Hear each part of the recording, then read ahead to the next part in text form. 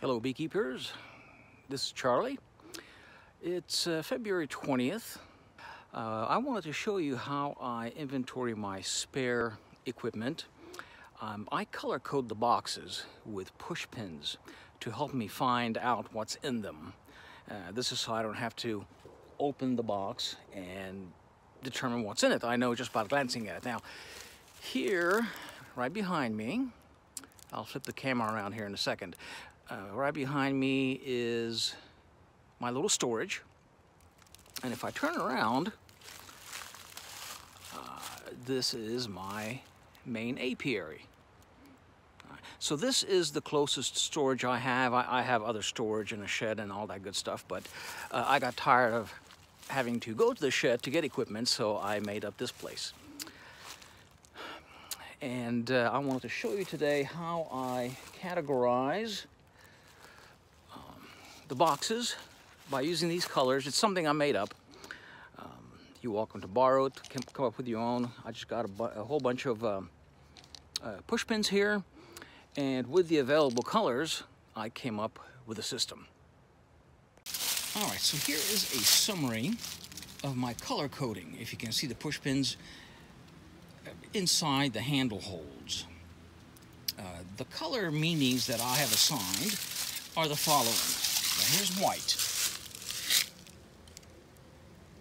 White is a completely empty frame. No foundation, just an empty frame. For example, used for cut comb. We let the bees build out the comb on there. Now notice how this white pin is not in the center of the handhold. That's my method of telling me that this box is not full. So if I'm looking for space to put another empty frame, I know that I have at least one more slot in there. It doesn't tell me how many slots, but at least one. Down below, I have blue pins. Now these are in the middle. That means the boxes are full.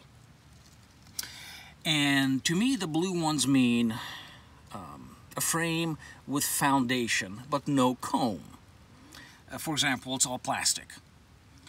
If you're using a wax foundation, then it would be just the base wax foundation. Yellows indicate comb. Fully drawn comb, but nothing in it. For example, I'm not going to have any bee bread or honey. They're just truly empty frames. And this one, being on the side, indicates that it's not full. So I can open it up. And there it is. There's still more space. And there is what I consider a comb. I have a couple of more colors that I use that aren't currently on my spare equipment. Green. Green would indicate in a large box, and I would put that in addition to whatever else is indicating the contents. Green, to me, tells me that I have some frames that are not the size of this box. For example, I need to store some mediums in there, and I don't have any more medium boxes, so I go ahead and put it into a deep box. I mark it with a green so that I know that I have medium frames in there. And the last color I use, again, it's not in the spare equipment, is the red. Now with this I indicate that the frames have bee bread in them, or had. Because what happens is, if you just leave them out in the open like this, wax moth will attack them. Empty comb that didn't have bee bread or brood in it is not usually a problem. I have very little wax moth activity. They're not sealed. As you can see, I have some other frame holders here for my supers. Okay, wax moth generally doesn't bother it.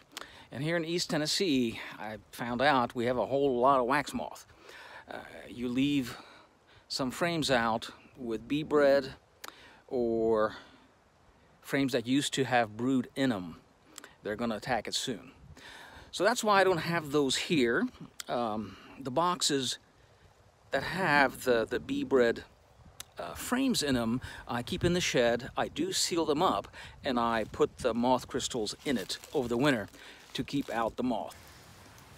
Here are my frames with, what do you call it, bee bread, and those that had bee brood in it. As you can see, I've got the red push pins on these. I just opened it, but it has been all closed up nice and snug. I had moth crystals on it over the winter to keep the bugs out of it. And wouldn't you know it, they already started getting in there. Look at that right there. A little bit of webbing. That one just started. So this is a frame that contains just bee bread, pollen. Those lines that I scraped out, that was in the fall because they were already attacked by moths, so I scraped out those channels where they have been. That way I know if there's any new infestation, like in this case, which I'm gonna clean off. Of course, the moth crystals evaporate over time. They're all gone now, and I imagine that's why the wax moth found its way in. It's February 20th. It has been very cold, but we also had some warm weather. I'm actually a little surprised that the wax moth are active this early in the year. See, I got this stack of 4 boxes right here. And I placed the crystals right there. I had an empty spot. I had a pile on that paper. As you can see, it's all gone.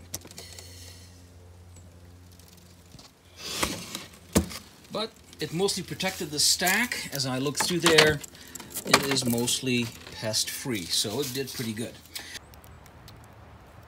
Here's a summary of the color coding.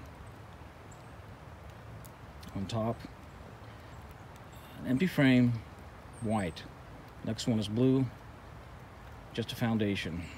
Third one is yellow, drawn comb. Last one is red, comb with bee bread or bee brood.